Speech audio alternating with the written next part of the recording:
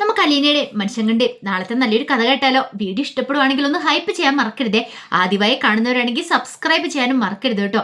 അങ്ങനെ നമ്മൾ ഒടുവിൽ കാണുന്നത് ബാലേന്ദ്രനോട് ബബിത ശരണയെക്കുറിച്ച് സംസാരിക്കണം. അപ്പം അവളുടെ പഠനത്തെക്കുറിച്ചെല്ലാം പറഞ്ഞു കഴിഞ്ഞപ്പം ബാലേന്ദ്രൻ പറഞ്ഞു, നമുക്ക് നോക്കാം, നീ പേടിക്കൊന്നും വേണ്ട, നീ ഒറ്റയ്ക്കല്ല, ഞാനും ഉണ്ടെന്ന് പറഞ്ഞു. അല്ല, എനിക്കതൊരു വലിയൊരു ആശ്വാസമായിരുന്നു. അങ്ങനെ സംസാരിച്ചുകൊണ്ടിരിക്കുന്ന സമയത്ത് ബബിത കോളേജ് വിട്ട് വരുന്നേ. പിന്നീട് ബബിതയോട് അലീന പറഞ്ഞു, ഞാൻ നിനക്ക് ചായ എടുത്തിട്ട് വരാമെന്ന് പറഞ്ഞു. അലീന അടുക്കളയിലേക്ക് പോയി. ഈ സമയത്ത് ബബിതയോട് ബാലേന്ദ്രൻ ചോദിച്ചു, എങ്ങനെ ഉണ്ടായിരുന്നു ക്ലാസ്സിൽ പോയിട്ട്? കുഴപ്പമൊന്നുമില്ലായിരുന്നു അച്ഛാന്ന് പറഞ്ഞു. അല്ല, ക്ലാസ്സിൽ വലിയ പ്രശ്നങ്ങളൊക്കെ ഉണ്ടായോ? വലിയ പ്രശ്നങ്ങളൊന്നും ഉണ്ടായില്ല. അതിന് അലീന ചേച്ചിയും മനുവേണ്ണനും എന്നോടൊപ്പം വന്നിട്ടുണ്ടായിരുന്നല്ലോ, അതുകൊണ്ട് എനിക്ക് കുഴപ്പമുണ്ടായിരുന്നില്ല. പിന്നെ അങ്ങ് ചെന്ന് കയറി കുറച്ച് കഴിഞ്ഞപ്പോഴത്തേനും കുറച്ച് പിള്ളേരെന്നെ കളിയാക്കി. അവരെയൊക്കെ ശരിക്കും പൊളിച്ചടിക്കുക അലീന ചേച്ചി എന്ന് പറഞ്ഞു. അത് കേട്ട് ഞാൻ ബാലേന്ദ്രൻ ഒരു അത്ഭുതത്തോട് കൂടിയിട്ട് ബബിനെ നോക്കുന്നേ. മുമ്പ് അലീനയെന്നൊക്കെ പറഞ്ഞുകൊണ്ടിരുന്നവളാ. അലീന ചേച്ചി എന്ന് പറയണമെങ്കിൽ താൻ അവളോട് പറയണമായിരുന്നു. പക്ഷെ ഇപ്പോഴങ്ങനെയല്ല, അലീന ചേച്ചി എന്ന് പറയുമ്പോൾ അതിനകത്തൊരു സ്നേഹമൊക്കെ ഉണ്ട്. പിന്നീട് ബബിത ചോദിച്ചു, എനിക്ക് എന്തെങ്കിലും മാറ്റം ഉണ്ടോ അച്ഛാന്ന് ചോദിച്ചു. അത് കേട്ട് കഴിഞ്ഞപ്പം ബാലേന്ദ്രൻ പറഞ്ഞു, മാറ്റം ഉണ്ടോന്നോ? ഉണ്ട്, എൻ്റെ മോള് നന്നായിക്കൊണ്ടിരിക്കുമല്ലേന്ന് ചോദിച്ചു. ശരിയാ, ശരി, അച്ഛൻ പറഞ്ഞു 100% ശരിയാ, ഞാൻ മാറിക്കൊണ്ടിരിക്കുക. പക്ഷെ വേറൊരു കാര്യമുണ്ട്, അമ്മയ്ക്കൊരു മാറ്റമില്ലല്ലേ? അമ്മ നേരെ ആവത്തില്ല അച്ഛാന്ന് ചോദിച്ചു. അമ്മ എങ്ങാനും നേരെ ആവുമെന്ന് എനിക്കൊരു പ്രതീക്ഷയൊന്നും ഇല്ല എന്നൊക്കെ ഇങ്ങനെ ബബിത പറയണം. അത് കേട്ട് കഴിഞ്ഞപ്പോഴത്തേനും ബാലേന്ദ്രൻ പറഞ്ഞു, നിന്റെ അമ്മയല്ലേ, നിന്റെ അമ്മ നേരെ ആവണമെങ്കിൽ ഇനി സാക്ഷാൽ ദൈവം തമ്പുരാൻ താഴേക്ക് ഇറങ്ങി വന്ന് പറയണം, എന്നാലും നേരെയാവും തോന്നില്ല. നിന്റെ അമ്മയുടെ സ്വഭാവം നിനക്കറിയില്ലെന്ന് ചോദിച്ചു. അല്ല, ഇനി എന്നാ വെച്ചാ അമ്മയ്ക്കൊരു മാറ്റം ഉണ്ടാവുന്നതെന്ന് ചോദിച്ചു. മാറ്റം ഉണ്ടാവാനാ? അവൾക്കാ? അവൾ നമ്മളെല്ലാം ശത്രുക്കളായിട്ടല്ലേ കാണുന്നേ. അല്ലെങ്കിൽ തന്നെ ഒന്ന് ആലോചിച്ച് നോക്കിയേ, നീ മാറി, കൃഷ്ണമോള് മാറി, രോഹിത്തിനും വരെ മാറ്റമുണ്ട്. അവർക്കെല്ലാം മനസ്സിലായി എന്തെങ്കിലും ഒരു ആപത്ത് വന്നിട്ടുണ്ടെങ്കിൽ സഹായിക്കാനായിട്ട് അലീന ഉള്ളെന്നുള്ളത്. അത് കിട്ടുമ്പോൾ ബബിത പറഞ്ഞു, ശരിയാ, രോഹിത്തേട്ടൻ വയ്യാതെ കടന്നു കഴിഞ്ഞപ്പോഴാണ് എനിക്ക് പോലും അത് ശരിക്കും മനസ്സിലാവുന്നേ. കാരണം ഇത്രയൊക്കെ ദ്രോഹം ചെയ്തിട്ടും രോഹിത്തേട്ടനെ എത്ര കാര്യമായിട്ട് അലീന ചേച്ചി നോക്കുന്നേ. എന്നെ കൊണ്ട് പറ്റില്ല കേട്ടോ അച്ഛാ, ഞാൻ പോലും നിസ്സഹായ അവസ്ഥയിലായിരുന്നു. എൻ്റെ സ്വന്തം ചേട്ടനാണ് രോഹിത്തേട്ടനെങ്കിൽ പോലും എനിക്ക് അലീന ചേച്ചി നോക്കുന്ന പോലെ ഒന്നും നോക്കാൻ പറ്റില്ല എന്ന് പറഞ്ഞു. അത് കേട്ടപ്പോൾ ബാലേന്ദ്രൻ പറഞ്ഞു, അതാണ് അലീന, അതാണ് അലീനയുടെ മിടുക്ക്. ആ അലീനയാണ് നിന്റെ അമ്മ ഇപ്പോഴും ദ്രോഹിച്ചുകൊണ്ടിരിക്കണേന്ന് പറഞ്ഞു. ഇതങ്ങോട്ടേക്ക് കഥ തുറന്നു വന്ന വൈജ കേട്ടു. വൈജയ്ക്ക് ഒട്ടും സഹിച്ചില്ല വൈജനെ കുറ്റം പറയുന്നത്. വൈജയ്ക്കാണെങ്കിൽ ഭ്രാന്തി പിടിച്ചലായിപ്പോയി. അങ്ങോട്ടേക്ക് ഇറങ്ങി ചെല്ലാനും പറ്റില്ലല്ലോ, ബാലേന്ദ്രൻ ഉണ്ടല്ലോ. അതുകൊണ്ട് വീർപ്പടക്കി വൈജ മുറിയിലേക്ക് വീണ്ടും തിരികെ കയറി. കുറച്ചേരം കഴിഞ്ഞപ്പോൾ അലീന ചായ കൊണ്ട് കൊടുത്തിട്ട് ബബിതയുടെ ക്ലാസ്സിലെ വിശേഷങ്ങളൊക്കെ ചോദിക്കുകയാണ്.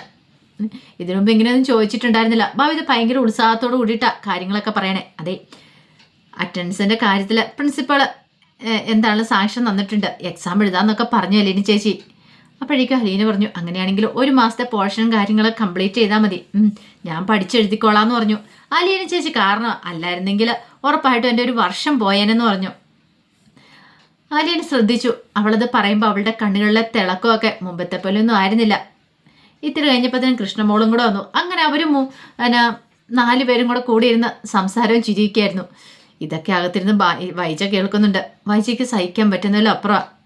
കുറച്ച് കഴിഞ്ഞപ്പോൾ വൈജ കൃഷ്ണമോളെയും ബബിതയും കൂടെ അങ്ങോട്ട് വിളിപ്പിച്ചു. അങ്ങനെ ചെന്ന് കഴിഞ്ഞപ്പോഴത്തേനും വൈജ ചോദിച്ചു, എന്താടി ഇതിന് മാത്രം വിളിക്കാനുള്ളേ? നീ ഒരു ദിവസം കോളേജിൽ പോയെന്ന് ഓർത്തുകൊണ്ട് ഈ വീടെടുത്ത് തിരിച്ചു വെക്കുവാണെന്ന് ചോദിച്ചു. അപ്പോഴേക്കും ബബിത ചോദിച്ചു, എന്താ അമ്മയുടെ പ്രശ്നം എന്താന്ന് ചോദിച്ചു. എൻ്റെ പ്രശ്നം മാറ്റാണോ നീ നോക്കുന്നേ? അല്ല, അമ്മയ്ക്കിപ്പോൾ എന്താ വേണ്ടെന്ന് കൃഷ്ണമോള് ചോദിച്ചു. എടി, ഒരു കാര്യം ഞാൻ പറഞ്ഞേക്കാം, എൻ്റെ ശത്രു അവള്, അലീനയെന്ന് പറയുന്നവള്. എൻ്റെ മക്കളാരും അവളോട് കൂടെ നിൽക്കുന്ന എനിക്കിഷ്ടമില്ല. അല്ലെങ്കിൽ അവളുടെ ഒന്നും, അതായത് അവളുടെ ഒരു സേവനം മേടിച്ചെടുക്കുന്ന എനിക്കിഷ്ടമില്ല എന്ന് പറഞ്ഞു. അത് കേട്ട് കഴിഞ്ഞപ്പോഴത്തേനും കൃഷ്ണമോള് പറഞ്ഞു, അമ്മ എന്തൊക്കെയാ ഈ പറയണേന്ന് ചോദിച്ചു. അപ്പോഴേക്കും ബൈജു പറഞ്ഞു, അവള് നാശം പിടിക്കിച്ചവളാ. അല്ല, അവളുടെ ഒരു സഹായം എൻ്റെ മക്കൾക്ക് വേണ്ട, നിങ്ങൾക്ക് വേണ്ടതൊക്കെ ഞാൻ ചെയ്തു തരുമെന്ന് പറഞ്ഞു. ബബിത പറഞ്ഞു, അമ്മ എന്ത് ചെയ്തു തരുമെന്നാ? വയ്യാത്ത അമ്മ ഞങ്ങൾക്ക് വേണ്ടി എന്താ ചെയ്തു തരുന്നേ? അല്ല, ഒരു കാര്യം ചോദിച്ചോട്ടെ, ഇത്രയും നാളായി ഞാനും കൃഷ്ണമോളും ഒക്കെ സ്കൂളിലും കോളേജിലും പോകാൻ തുടങ്ങിയിട്ട്. ഇതിനു മുമ്പ് ജോലിക്കാരെല്ലാം ഞങ്ങളുടെ കാര്യം നോക്കിക്കൊണ്ടിരുന്നേ. രോഹിത്തേണ് വയ്യാതെ കിടക്കുന്നുണ്ട്, അമ്മ രോഹിത്തേൻ്റെ അടുത്ത് പോയി ഇത്രയേറെ സംസാരിക്കാറുണ്ടോയെന്ന് ചോദിച്ചു. കൃഷ്ണമോള് പറഞ്ഞു, അതിന് അമ്മയ്ക്ക് എവിടെന്നാ സമയം? കിട്ടുന്ന സമയം അമ്മയുടെ ഓഫീസിൽ ആരെങ്കിലും വിളിച്ചു കത്തി വെച്ചോണ്ടിരിക്കും. അല്ലെങ്കിലോ ആരെയെങ്കിലും വിളിച്ച് അലിയൻ ചേച്ചിയുടെ കുറെ പരദൂഷണം പറഞ്ഞു കൊടുത്തോണ്ടിരിക്കും. അതിന് പോലും അമ്മയ്ക്ക് സമയം തികയുന്നില്ലെന്ന് പറഞ്ഞു. ശരിക്കും നാണം കിട്ടിരിക്കുകയാണ് വൈജ. അപ്പോഴേക്കും ഭവിത പറഞ്ഞു, എൻ്റെ അമ്മേ, അമ്മ ഇനിയെങ്കിലും നന്നാവാൻ നോക്ക്. അലിയൻ ചേച്ചി പാവാന്ന് പറഞ്ഞു. പാവം പിടിക്കാനായിട്ട് ഒന്നും മിണ്ടായിരിക്കുന്നുണ്ടോ? നിനക്കൊക്കെ എന്ത് തന്നിട്ടടി അവള് ഇത്രമാത്രം നിന്നെയൊക്കെ കറക്കിയെടുത്ത് വെച്ചിരിക്കുന്നേ? ഭവിത പറഞ്ഞു, ഞങ്ങൾക്കൊന്നും തന്നിട്ടൊന്നുമില്ല. കൃഷ്ണമോള് പറഞ്ഞു, അമ്മ തരുന്ന സ്നേഹവും കൂടെ തരുന്നുണ്ട്. അത് മാത്രം എക്സ്ട്രാ ആയിട്ട് അലിയൻ ചേച്ചി ഞങ്ങൾക്ക് തരുന്നേ. പിന്നെ ഞങ്ങളുടെ കാര്യങ്ങളൊക്കെ നോക്കുന്ന ചേച്ചിയല്ലേ. അമ്മ നോക്കുന്നുണ്ടോയെന്ന് ചോദിച്ചു. അമ്മ നോക്കുന്നേക്കാളും നല്ല വൃത്തിയായിട്ടാ കാര്യങ്ങളൊക്കെ നോക്കുന്നേ. ഭവിത പറഞ്ഞു, അത് ശരിയാ, ഒന്നും അങ്ങോട്ട് പറയേണ്ട കാര്യമില്ല. അലിയൻ ചേച്ചി എല്ലാം കണ്ടറിഞ്ഞ് ചെയ്തോളൂ എന്ന് പറഞ്ഞു. അവളുടെ ഒരു അലിയൻ ചേച്ചി എന്ന് മുതലാടി അവൾ നിന്റെ ചേച്ചിയായത്? കൃഷ്ണമോള് പറഞ്ഞു, അതെ, അധികം വൈകാതെ അമ്മയ്ക്ക് മനസ്സിലായിക്കോളും. ഇപ്പൊ തൽക്കാലത്തേക്ക് അമ്മ അത് അറിയണ്ടെന്ന് പറഞ്ഞു. അതുകൂടെ കേട്ട് കഴിഞ്ഞപ്പോഴത്തേനും വല്ലാത്തൊരു ദേഷ്യമൊക്കെ ആയിരുന്നു. എന്ത് ചെയ്യണമെന്ന് അറിയണ്ടായിരുന്നില്ല വൈജയ്ക്ക്. വൈജ പറഞ്ഞു, ഞാൻ കാണിച്ചു തരാടി, അധികം നാളെ അവളിവിടെ ചേച്ചിയായിട്ട് വാഴില്ല എന്ന് പറഞ്ഞു. പക്ഷെ ഭാവിതയും കൃഷ്ണയൊന്നും മൈൻഡ് ചെയ്യാൻ പോയില്ല. വൈജയുടെ സ്വഭാവം അറിയാലോ, എത്ര പറഞ്ഞാലും തലയിലേക്ക് കയറില്ലെന്ന് മനസ്സിലായി. അങ്ങനെ കുറേ സമയം കഴിഞ്ഞ് കഴിഞ്ഞപ്പോഴത്തേനും അലീന രോഹിത്തിൻ്റെ അടുത്തേക്ക് വന്നു. അവന് കൊണ്ട് ചായയൊക്കെ കൊടുത്തിട്ട് പറഞ്ഞു, അതെ, ചായയൊക്കെ കുടിച്ച് കഴിയുമ്പോൾ നമുക്ക് ഇച്ചിരി പണിയുണ്ടെന്ന് പറഞ്ഞു. അപ്പോഴേക്കും രോഹിത് ചോദിച്ചു, എന്ത്? ഈ മുടിയെല്ലാം നീണ്ടു, ഇത് വെട്ടണ്ടേ? ഒരു കാര്യം ചെയ്താലോ, നമുക്ക് ഒരു ബാർബർ ഷോപ്പിൽ പോയല്ലോ എന്ന് ചോദിച്ചു. മുടിയൊക്കെ ഒന്ന് വെട്ടാം. പക്ഷേ രോഹിത്തിന് തയ്യാറായിരുന്നില്ല, രോഹിത്തിന് സമ്മതമായിരുന്നില്ല, വേണ്ടാന്ന് പറഞ്ഞു. അലീന പറഞ്ഞു, അങ്ങനെയാണൊരു കാര്യം ചെയ്യാം, ഞാൻ തന്നെ വെട്ടാന്ന് പറഞ്ഞു. ഇത്രയും നീണ്ടു കിടക്കുന്ന മുടിയുടെയൊക്കെ ഇച്ചിരി ഇറക്കം കുറയ്ക്കണം, ഈ കണ്ണിലേക്കൊക്കെ വീണ് കിടക്കുന്നത് കണ്ടില്ലേ എന്ന് പറഞ്ഞു. പിന്നീട് ബബിതയെ വിളിച്ചു. ബബിത വന്നിട്ട് നോക്കി കഴിഞ്ഞപ്പോഴത്തേനും അലീന പറഞ്ഞു, അതെ, ആ കത്രികയും ചീപ്പോടെ ഒന്ന് എടുത്തുണ്ടാന്ന് ചോദിച്ചു. അങ്ങനെ ബബിത പോയി കത്രികയും ചീപ്പൊക്കെ എടുത്തുകൊണ്ട് വന്നു. ബബിതയ്ക്കൊന്നും മനസ്സിലായില്ല എന്തിനാന്ന്. അങ്ങനെ ബബിത നോക്കി നിൽക്കുന്ന സമയത്ത് അലീന എന്ത് ചെയ്തു, രോഹിത്തിന് മുടി വെട്ടുവാണ്. നല്ല എക്സ്പേർട്ടായിട്ടാണ് വെട്ടുന്നത്. കാരണം സ്നേഹതീരത്ത് ഇങ്ങനെ തന്നെ, അല്ല, സ്നേഹസാധന ഇങ്ങനെയായിരുന്നു. അവിടെ വയ്യാതെ കിടക്കുന്നവരുടെയൊക്കെ മുടിയൊക്കെ വെട്ടിക്കൊണ്ടിരുന്ന അലീനയായിരുന്നു. അവരെയൊക്കെ ശുശ്രൂഷിക്കുന്ന സമയത്ത് അവരുടെ മുടിയെല്ലാം വെട്ടിക്കൊടുക്കുമായിരുന്നു. അപ്പോൾ ആ ഒരു എക്സ്പീരിയൻസ് ഉള്ളതുകൊണ്ട് അലീന നല്ലതായിട്ടാണ് വെട്ടുന്നത്. അപ്പോൾ അവരിങ്ങനെ അന്തം വിട്ട് നോക്കുവാണ്. മുടി വെട്ടുന്ന പണി അറിയാവോ എന്നൊക്കെ ഒരു ചിന്തയായിരുന്നു. രോഹിത് അനങ്ങാതിരിക്കുമായിരുന്നു. രോഹിത്തിൻ്റെ കയ്യിൽ ഒരു കണ്ണാടി കൊടുത്തിട്ടുണ്ടായിരുന്നു, അതിൽ നോക്കാൻ പറഞ്ഞു. അങ്ങനെ മുടിയെല്ലാം വെട്ടിക്കഴിഞ്ഞ് രോഹിത് കണ്ണാടിയിലേക്ക് നോക്കി. നല്ലതായിട്ടാണ് വെട്ടിയിരിക്കുന്നത്. രോഹിത് കരുതിയിരുന്ന അവിടെ ഇവിടെ പട്ടി കടിച്ച പോലെ ആക്കി വെക്കൂന്ന്. പക്ഷെ അങ്ങനെയൊന്നും ഉണ്ടായില്ല.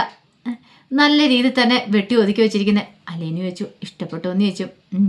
ഇഷ്ടപ്പെട്ടെന്ന് പറഞ്ഞു. അതെ, ഈ മുടിയൊക്കെ ഇങ്ങനെ നീട്ടി വളർത്തിയിട്ടുണ്ടെങ്കിൽ ശരിയാകത്തില്ല എന്നൊക്കെ പറഞ്ഞിട്ട് കുറേ ഉപദേശങ്ങളും കാര്യങ്ങളൊക്കെ കൊടുക്കുന്നുണ്ട്. പിന്നീട് അലീന അങ്ങോട്ട് ഇറങ്ങിപ്പോയി കഴിഞ്ഞപ്പോഴത്തേനും ഭവിത വന്നു. ഭവിത വന്നിട്ട് പറഞ്ഞു, അലീന ചേച്ചിയെ സമ്മതിച്ചു കൊടുത്തിരിക്കുന്നു. അല്ല, ഞാനൊരു കാര്യം ചോദിച്ചോട്ടെ, രോഹിത്തേട്ടന് ഇപ്പോഴും അലീന ചേച്ചിയോട് ദേഷ്യം ഉണ്ടോ എന്ന് ചോദിച്ചു. ആ സമയം രോഹിത്ത് ബബിതയൊന്നും നോക്കി. അതിന് മറുപടിയൊന്നും പറഞ്ഞില്ല. എന്താ രോഹിത്തേട്ടാ, എന്താണെന്നും പറയാത്തതെന്ന് ചോദിച്ചു. രോഹിത്തിന് എന്ത് മറുപടി പറയാനെന്ന് അറിയില്ല. കാരണം അവൻ്റെ മനസ്സിൽ ഇപ്പം അനിയലിയോട് ദേഷ്യമൊന്നും ഇല്ല. അവന് മനസ്സിലായി തൻ്റെ കൂടപ്പുറപ്പാണിത്. തന്നെ ഇത്ര കെയറിങ്ങോട് നോക്കണമെങ്കിൽ തൻ്റെ പെറ്റമ്മ പോലും നോക്കിയിട്ടില്ല, ആരും നോക്കിയിട്ടില്ല. അപ്പം പിന്നെ രോഹിത്തിന് അലീനെ വെറുക്കാനായിട്ട് പറ്റുമോ? ഒരു കാരണവശാലും വെറുക്കാൻ പറ്റില്ല. ആ സമയത്ത് മനുശങ്കറിൻ്റെ അടുത്തേക്ക് കമലേഷ് ശിവശങ്കരോട് ചെല്ലുവാണ്. അപ്പം കടപ്പാട്ടുവിളി ചെന്നിട്ട് എന്തായി എങ്ങനെയെന്നും അറിയത്തില്ല കാര്യങ്ങളൊക്കെ. ഇവിടുന്ന് അലീനയോട് പറയുമെന്നൊക്കെ പറഞ്ഞ് പോയത്. പിന്നീട് കമലേഷ്, എന്തായടാ, നീ അലീനയോട് സംസാരിച്ചോ? അവൾ ശരണ്യയോട് സംസാരിക്കാമെന്ന് പറഞ്ഞോ ഹരിയുടെ കാര്യം. അത് കേട്ട് കഴിഞ്ഞപ്പോഴത്തേനും മനു പറഞ്ഞു, ഞാനെങ്ങും പറയാൻ പോയില്ല, ഞാൻ അതിനെക്കുറിച്ച് ചോദിച്ചില്ല എന്ന് പറഞ്ഞു. പിന്നെ നീ എന്തെടുക്കുമായിരുന്നു? പിന്നെ നീ എന്ത് സംസാരിക്കാനാണ് പോയെന്ന് ചോദിച്ചു. ഞാൻ ശരണ്യയുടെ വീട്ടിൽ പോയിട്ടുണ്ടായിരുന്നു. ശരണ്യയുടെ വീട്ടിലോ? നീ എന്തിനാ അങ്ങോട്ടേക്ക് പോയെന്ന് ചോദിച്ചു.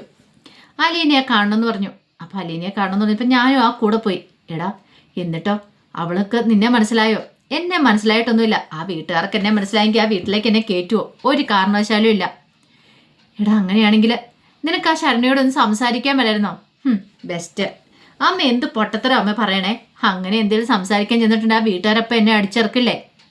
അതിൻ്റെ ആവശ്യമുണ്ടോ?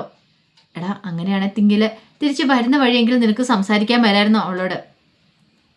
അത് കേട്ട് കഴിഞ്ഞപ്പോഴത്തേനും മനു പറഞ്ഞു, ഞാൻ സംസാരിച്ചെന്ന് പറഞ്ഞു. കമല പറഞ്ഞു, എൻ്റെ ശിവേട്ടാ, ഇവനെ നമ്മൾ വിശ്വസിക്കും, പക്ഷെ അവളെ കണ്ടു കഴിയുമ്പോഴത്തേനും ഇവനങ്ങോട്ട് മയങ്ങും. തൊലിവെളുപ്പ് കണ്ടിട്ടുണ്ടെങ്കിൽ ഇന്ന് പറയണില്ല.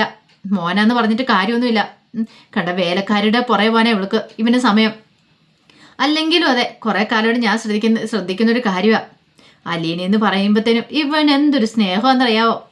ശിവശങ്കരൻ എന്തെങ്കിലും പറയാൻ പറ്റുമോ? പിന്നെ നീ എന്ത് സംസാരിക്കാനടാ പോയെന്നൊക്കെ ചോദിച്ചുകൊണ്ട് കമല ദേഷ്യപ്പെട്ടു. അപ്പോഴേക്കും മനു പറഞ്ഞു, ഞാൻ സംസാരിക്കാനുള്ള കാര്യങ്ങളൊക്കെ സംസാരിച്ചെന്ന് പറഞ്ഞു. എന്ത്? അലീനെ എനിക്കിഷ്ടമാണെന്നും കല്യാണം കഴിക്കാൻ താല്പര്യമുണ്ടെന്നും എന്നൊക്കെ പറഞ്ഞു.